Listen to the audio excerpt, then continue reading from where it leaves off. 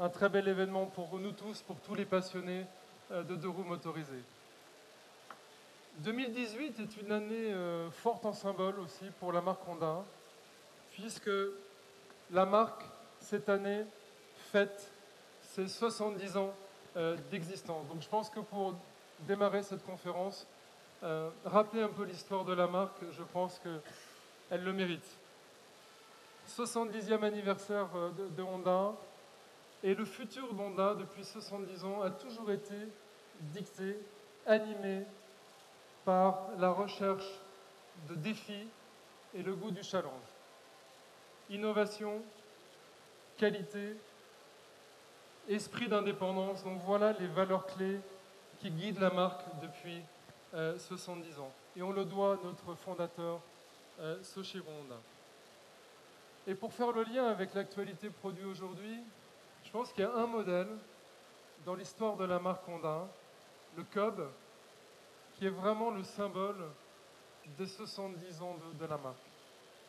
Vous savez, le Cub, c'est ce produit qui a été lancé en 1958, qui fête cette année ses 60 ans. Un produit qui a révolutionné l'industrie motocycle dans le monde, qui est le fruit du rêve de Soichiro Honda, qui était de faire un produit pour tous, abordable, fiable et avec un gros niveau de qualité. 60 ans plus tard, le Cub, c'est 100 millions d'exemplaires vendus. C'est le deux roues motorisé le plus vendu sur la planète. Et aujourd'hui, j'ai le plaisir de vous annoncer l'arrivée du Super Cub sur le marché européen, sur le marché français. Donc voilà le Super Cub qui va être donc commercialisé à partir du mois de novembre sur l'ensemble du réseau français. Alors l'histoire de la marque, bien sûr, c'est aussi la compétition. Parce que la compétition, c'est vraiment dans notre ADN. Soichiro Honda disait « If Honda does not race, there is no Honda ». Donc si Honda n'est pas dans la compétition, Honda n'existe pas. Et effectivement, Honda est présent dans toutes les catégories qui comptent en sport mécanique. Je citerai bien sûr le Tourisme Trophy, où Honda a gagné sa notoriété et sa réputation sur le marché européen dès les années 60. Bien sûr, le MotoGP, 23 titres dans la catégorie Rennes, et l'histoire est en cours. Je pense que la saison 2018 se passe plutôt bien pour nous. Mais il y a une catégorie qui nous tient particulièrement à cœur et sur laquelle j'aimerais m'attarder quelques instants. C'est l'endurance. Les courses d'endurance, c'est, avec les 24 heures du Mans, le bol d'or sur le territoire français, je pense que c'est une histoire d'amour, l'endurance, entre le public français, les constructeurs et tous les passionnés de sport mécanique. C'est aussi une histoire d'amour entre Honda France, ses collaborateurs et le public. Parce que Honda France a été très impliqué, a écrit une belle page de l'histoire de l'endurance depuis 40 ans, 23 saisons, 12 titres mondiaux, 78 podiums, 11 victoires aux 24 heures du Mans, 14 victoires au bol d'or. Mais cette success story, elle s'était un petit peu arrêtée en 2006 et on a mis 10 ans, un peu plus de 10 ans à revenir. Et aujourd'hui, je suis très heureux de célébrer avec vous le comeback en force de Honda en championnat du monde d'endurance, puisque nous venons de gagner le titre de champion du monde 2017-2018. Nous avons gagné les 24 heures du Mans et nous venons de gagner donc le bol d'or, donc qui est pour la saison, la nouvelle saison qui démarre. Vidéo.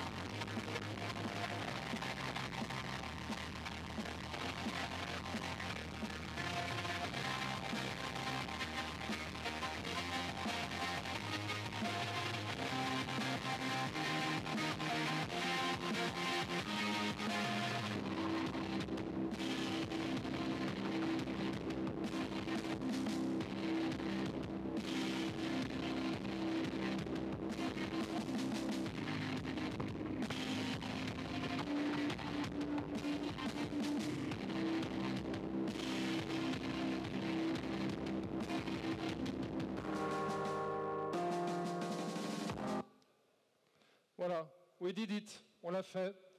Donc un succès, un retour remarquable. Et j'aimerais bien faire venir sur scène les artisans, les acteurs de ce succès. J'invite sur scène Matsakatsu Fuji, Team Manager FCC TSR Honda France. Fuji-san, please. Et Freddy Forêt et Mac Dimeglio, donc deux de nos grands pilotes, les artisans de la victoire. Bravo à vous.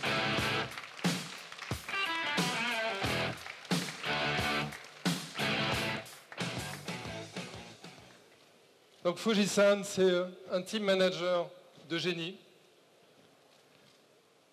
Freddy Forêt, il est dans l'aventure depuis le début de la saison 2017. Et Mike nous a rejoint donc pour le Bol d'Or. Et pour un début chez Honda, je crois que c'est vraiment un début fracassant. Et j'aimerais bien que Freddy témoigne quelques secondes, parce qu'il est dans l'aventure depuis le début. Il va exprimer un peu son ressenti sur cette saison passée. Tout d'abord, on connaît tous l'histoire de Honda en endurance. Moi, maintenant, je crois que ça fait la 6e année que je suis chez Honda, pas forcément en endurance.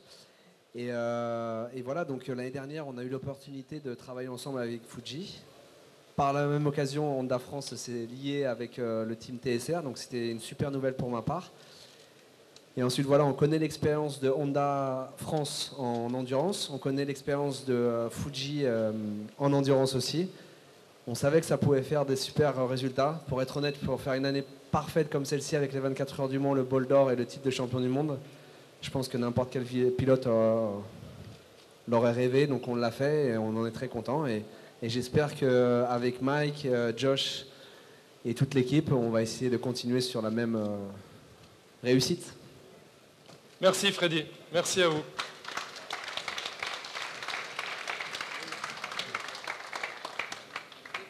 Merci à vous. Je pense qu'on peut être fier de l'équipe et des résultats. Et il faut continuer à bosser très dur pour que le succès continue, parce que la concurrence est extrêmement forte. Voilà, je vais passer la parole à Fabrice Recoq, directeur de la division moto, qui va nous parler de toute notre actualité produit, et elle est très riche. Merci à vous.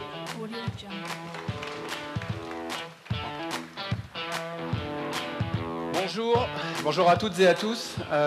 Bienvenue au Mondial de la moto à Paris. On va rentrer dans le vif du sujet. Harder, better, faster, stronger. Vous avez tous évidemment la musique en tête. En tout cas, c'est l'état d'esprit et la philosophie qui nous anime en ce moment chez Honda. On est dans une phase dynamique, dans une phase positive, dans une vraie phase de croissance. Et vous allez voir sous les yeux les chiffres qui parlent d'eux-mêmes depuis 2014. Vous voyez l'évolution de nos volumes, la croissance de 2014, 2015, 2016, 2017 et 2018. On est passé de 20 000 unités à pratiquement 28 000. Donc vraiment une vraie dynamique de succès chez Honda en France. Ce que je vous propose, c'est de regarder un petit peu comment cette dynamique de succès s'est instaurée. Elle a commencé en 2015. C'est en 2015 que les volumes sont revenus, et sont revenus avec un modèle spécifique. Vous le voyez sous les yeux, nul besoin de mettre son nom. Vous savez tous que c'est le Forza 125. Une signature visuelle vraiment très spéciale que tout le monde reconnaît maintenant sur la route, puisque nous avons plus de 21 000 Forza qui circulent aujourd'hui sur les routes françaises. Il a apporté un design particulier, il a apporté de la performance, il a apporté de la technologie. Il a su aussi évoluer tous les 18 mois et donc renouveler aussi sa clientèle. Le succès a été immédiat. En 2015, 2016 et 2017, le Forza 125 a été numéro 1 des ventes sur le marché français, tous segments confondus. Cette année, vous le savez, l'année a commencé de manière un petit peu plus douce, on va dire, pour le Forza 125. Il a été renouvelé au cours de l'été, et à partir de son arrivée au mois de juillet, et spécialement au niveau du mois d'août, il est redevenu numéro 1 du marché scooter 125. Avec un succès comme celui-là, il était évidemment important pour nous de capitaliser. C'est ce qu'on a fait en créant maintenant une famille Forza. Vous savez, le Forza est arrivé en 300 cm3 cet été, avec des équipements uniques et avec un positionnement vraiment très spécifique. Il bénéficie aussi, avec le 125 qui a été renouvelé au même moment, de toute une gamme d'équipements et d'un positionnement très agressif sur le marché. Il est aussi, il a du succès évidemment, comme le 125. Il a pris sa place très rapidement sur le marché et aujourd'hui, depuis le mois d'août aussi, on est numéro 1 sur le scooter 300. Ça, c'était en 2015. Je vous propose de continuer maintenant la chronologie. En 2016, et là on se positionne sur les motos de grosse cylindrée, apparaît l'Africa Twin. Réapparaît l'Africa Twin. L'Africa Twin, elle revient dans son concept initial. La légèreté, du caractère, une moto facile à rouler, à l'encontre quelque part des gros trails qui sont arrivés avec des remoteurs. Elle arrive évidemment aussi avec le DCT, la technologie double embrayage, qui est vraiment une technologie Honda. 50% des Africa Twin sont vendus aujourd'hui avec le DCT. En 2018, c'est une année particulière pour l'Africa Twin, ce sont les 30 ans de l'Africa Twin. Un moment très fort que l'on a souhaité célébrer chez Honda avec une édition spéciale. L'édition spéciale, c'est l'Adventure Sport, vous la connaissez, avec un coloris très spécial, le coloris qui est apparu en 88, et vous l'avez sur la photo, vous voyez très bien la similitude entre ces deux produits. 30 ans d'histoire forte, et une Africa Twin qui vraiment aujourd'hui maintenant a pris une place très forte sur le marché français. On continue, 2017. En 2017, on arrive avec une machine extraordinaire, quelque chose qui n'existait pas sur le marché, un crossover à mi-chemin entre le scooter et la moto, le XADV. Le XADV est arrivé, il a été créé en Europe, il a été dessiné en Italie, il a été pensé en Italie pour la clientèle européenne. La France est le deuxième marché en Europe pour le XADV. Il est disponible uniquement en DCT avec la technologie Honda spécifique. Et puis on arrive en 2018, cette année. Vous savez, cette année, c'est une année exceptionnelle avec énormément de lancements produits, beaucoup de nouveautés, dont une majeure qui est la Goldwing. La Goldwing, on ne parle pas, on ne la présente pas, la Goldwing, c'est un mythe, plus de 40 ans d'histoire, et vraiment une machine exceptionnelle qui n'a aucune concurrence. La Goldwing, cette année, elle a apporté beaucoup de choses. Elle a évolué dans son concept, elle a apporté beaucoup de technologie, elle inspire le voyage et elle donne beaucoup plus de confort. En termes de technologie, c'est le premier deux roues disponible avec l'Apple CarPlay. C'est la première fois qu'une Goldwing est disponible aussi avec le DCT et elle poursuit avec l'airbag, qui est un équipement aussi extrêmement important. Au final, une icône, un produit fabuleux, un produit exceptionnel.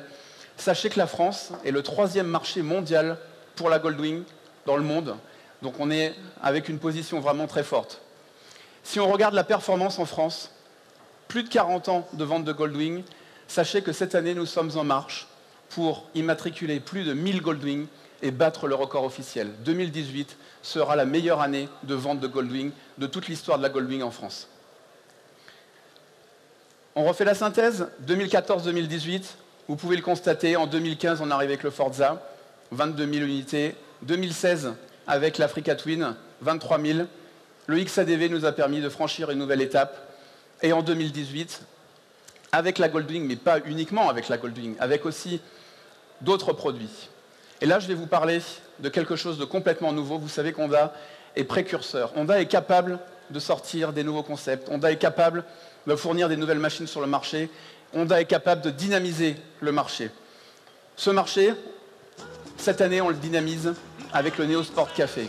Le Neo Sport Café est arrivé en début d'année et je vous propose de revenir un petit peu en arrière et d'essayer d'expliquer un petit peu mieux ce concept. Allez, on se replonge dans les années 60, ce qu'on appelle les Swinging 60s. Un peu d'ambiance musicale, une période vraiment très forte, très riche, avec beaucoup de bouleversements. C'est l'arrivée du rock'n'roll avec des groupes mythiques, des chanteurs mythiques. Et pour la moto, en regardant sur la moto, des lieux mythiques aussi. Le Ace Café à Londres, vous le connaissez tous évidemment, c'est un endroit dans les années 60 qui faisait beaucoup parler de lui, un endroit de partage, un endroit d'évasion. C'est un endroit dans lequel on croisait, alors là c'est un terme un petit peu plus technique, Tone-Up Boys. Les Tone-Up Boys étaient des motards qui allaient chercher la performance, qui allaient chercher l'accélération, qui allaient vraiment chercher l'excentricité et qui étaient vraiment des vrais passionnés. Les motos avec lesquelles ils roulaient, c'était des motos puissantes, simples, légères.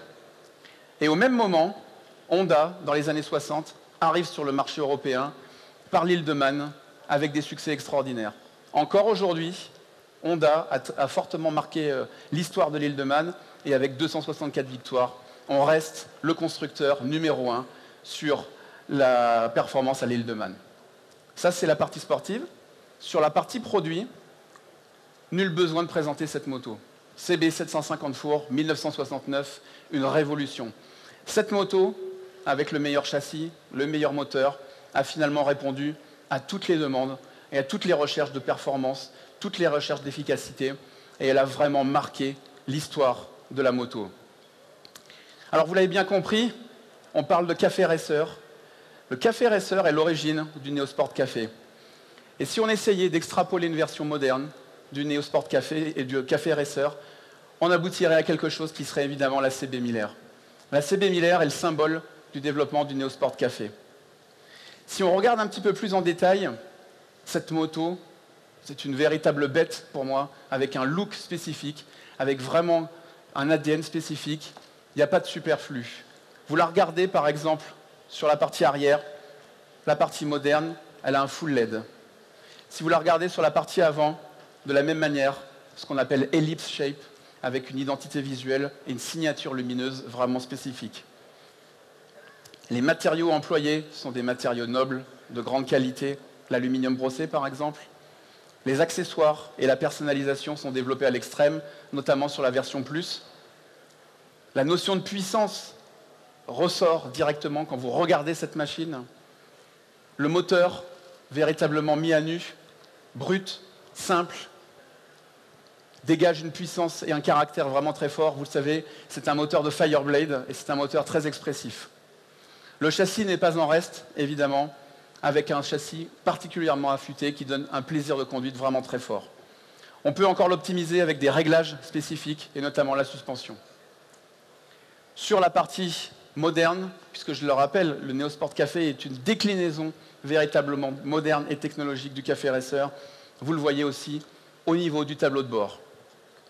Sur le tableau de bord, on a la capacité donc à régler spécifiquement la partie moteur, la partie anti-patinage et toute la partie technologique. C'est un formidable condensé entre l'histoire venant du café racer et la technologie moderne. Vous le savez, il existe 3 modèles aujourd'hui. C'est une famille aussi. On parle beaucoup de famille. Eh bien, dans le Neosport Café, cette famille aujourd'hui, elle comporte 3 membres. CB125R, CB300R et CB 1000R. Un seul ADN, une seule visibilité, vous la reconnaissez évidemment le plus rapidement possible. Alors vous me direz, quand on crée une famille, le but d'une famille, c'est parfois de l'étendre et de l'élargir. Eh bien, on a décidé, oui, de réfléchir à l'élargissement de cette famille. Vous avez ici un petit stylo, et avec ce stylo, on a décidé de dessiner, par une esquisse, un nouveau produit qui serait intégré dans la famille Neosport Café. Vous comprendrez aisément, et on en a souvent parlé ensemble, qu'il existe effectivement un vide entre 300 et 1000 cm3, et c'est la raison pour laquelle on a décidé de travailler sur un concept. La moto que je vais vous présenter aujourd'hui est un concept unique qui apparaît pour la première fois en Europe, peut-être dans le monde, on peut le dire aussi.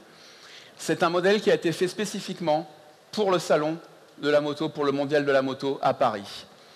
On a la chance de travailler pour une marque puissante qui considère le marché français comme un marché extrêmement important pour l'avenir et pour le succès de la marque. Et c'est la raison pour laquelle on a eu la chance de créer, de dessiner et de vous montrer bientôt, dans quelques instants, un produit qui a été spécifiquement dessiné pour ce salon et pour être révélé au public aujourd'hui même. Donc je pense que vous allez maintenant vous lasser un petit peu de mes messages et vous dire que maintenant il est vraiment temps de lever le voile sur cette machine. Et donc je vous propose maintenant de rentrer dans la partie reveal et vous allez voir, vous allez découvrir dans quelques instants une moto fabuleuse, le Neosport Café Concept, que l'on va pouvoir révéler maintenant. Allons-y. Je vous demande de l'applaudir, je pense que vous reconnaissez les gènes du Neosport Café.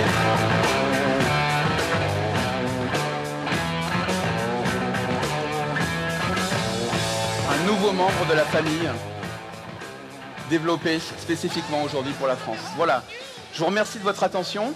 Je vous invite aussi pour l'ensemble des journalistes qui sont là à venir aussi nous rejoindre. Nous sommes tous à disposition évidemment pour répondre à vos questions et j'espère qu'elles seront nombreuses.